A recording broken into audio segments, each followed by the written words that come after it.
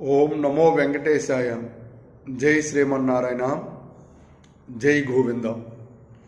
భగవద్భక్తులరా, ఈ వైకుంఠ ఏకాదశికి తిరుపతిలో జరిగినటువంటి తొక్కిసలాట్లో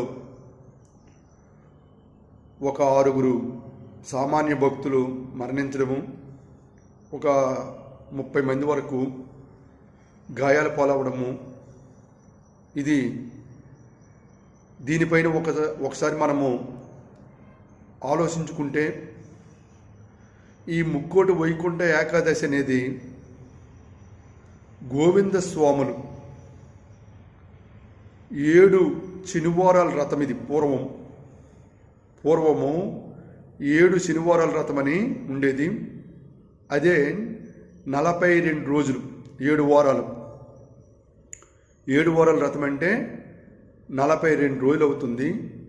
అది తర్వాత మండల దీక్షగా నామకరణ జరిగి అనేకమైనటువంటి మాలాధారణలు జరగడం వచ్చింది. కానీ దీనికి మూలము 7 శనివారాల రథం. ఈ 7 శనివారాల రథం చేసి స్వామివారిని శ్రీ ముక్కోటి వైకుంఠ ఏకాదశి నాడు వెళ్ళి దర్శించుకుని ముడుపులు చెల్లించడం అనేది ఆనవాయితీగా వచ్చేది. ఇది గోవింద మాలాధారణ. ఈ గోవింద మాలాధారణ భక్తులు మాత్రమే ఈ ముక్కోటి వైకుంఠ ఏకాదశి దర్శనం చేసుకునేటువంటి ఆనవాయితీ పూర్వం నుంచి ఉండేది. ఆ తర్వాత వెంకటరమణమూర్తికి, శ్రీ వెంకటేశ్వర స్వామి వారికి అందరూ కూడా భక్తులే కాబట్టి గోవింద మాలాధారణ భక్తులతో పాటుగా సామాన్య భక్తులకు కూడా అవకాశం ఇచ్చేవాళ్ళు. ఇక విఐపీలు అంటే చెప్పకనే చెప్పాలి. ఇప్పుడు కూడా ఏ కార్యక్రమంలోనే ఉంటారు కాబట్టి వాళ్ళు కూడా, అది ప్రభుత్వ పెద్దలే కాబట్టి, వడ్డించేవాడు మనవాడైతే కడబంతిలోనే కూర్చోవచ్చు కాబట్టి ఇలాగో వాళ్ళు కూడా చేసేవాళ్ళు. ఇది పూర్వం నుంచి వచ్చినటువంటి ఈ ఆనవాయితీ కొండ మీదే జరిగేది, తిరుమలలోనే. ఈ తిరుమలలో వచ్చినటువంటి ఏకాదశి, వైకుంఠ ఏకాదశి, వైకుంఠ ద్వార దర్శనం అనేది తరువాత ద్వాదశికి కూడా దాన్ని పెంచడం జరిగింది. ఏకాదశి నాడుకి ఇంకా భక్తులు ఎక్కువైపోతున్నారు, ద్వాదశికి కూడా భక్తులు కోరిక మీద పెంచారు. అయితే గత కొన్నాళ్ళుగా భక్తులు ఎక్కువ అవడంతో దీన్ని 10 రోజులు వైకుంఠ ద్వార దర్శనము 10 రోజులు పెంచమంటూ గత పాలకులు చేశారు. కోవిడ్ తర్వాత భక్తులు తగ్గడము, కోవిడ్ అనంతరము కొండ మీదకి భక్తులను పంపేటప్పుడు కిందే టోకెన్లు వేసి వాళ్ళని పంపడము, ఇది భక్తులను నియంత్రించడానికి జరిగినటువంటి ఒక కార్యక్రమంలో కరోనా తర్వాత భక్తులు నియంత్రించారు. అది ఆనాటి కోవిడ్ నిబంధనలకు అనుగురించి.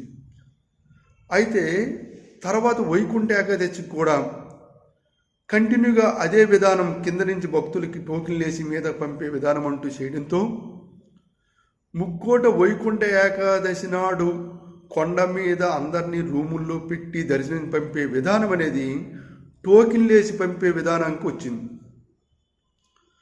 మామూలు రోజుల్లో కొండ మీద తీసుకెళ్ళిపోయినా వైకుంఠ ఏకాదశి నాడు మాత్రం కింద టోకెన్లు వేసే విధానం.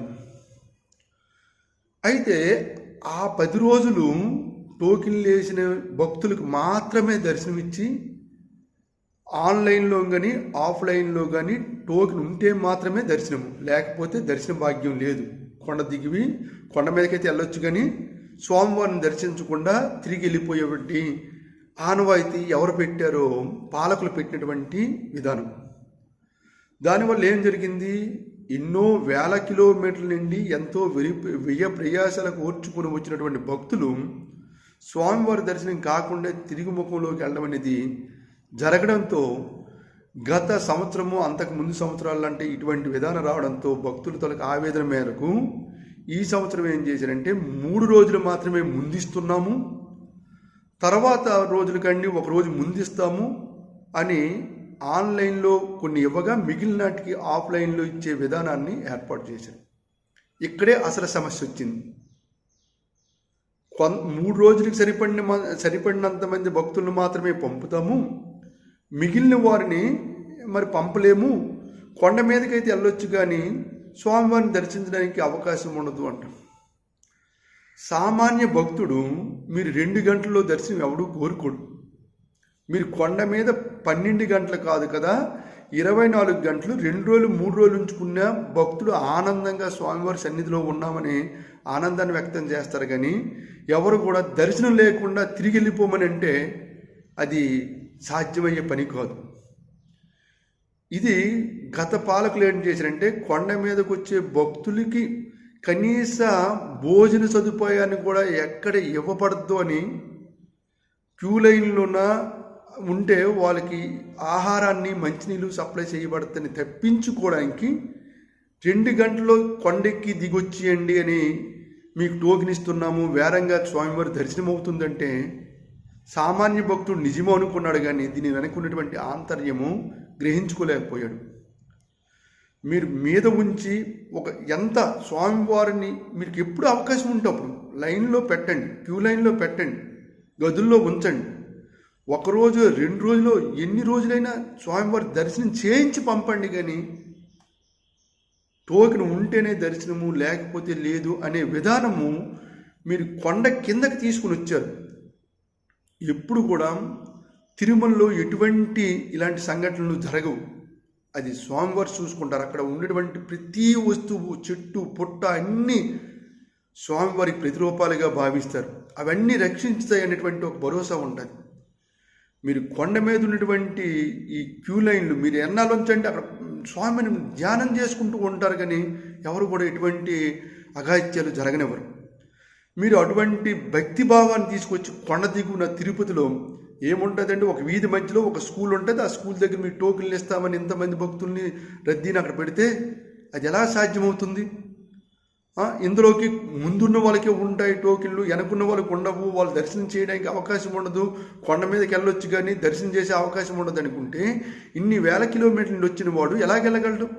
అందుకే అక్కడ వెనకున్న వాళ్ళ ఆవేదనతో లేనిపోని తొక్కిసలాట జరిగి ఆ అమాయకమైనటువంటి భక్తుల ప్రాణాలు ఇలాంటి లేని అంటే అనాలోచితమైనటువంటి నిర్ణయాల ద్వారా ఇది కల్పించడం అనేది మంచి పద్ధతి కాదు.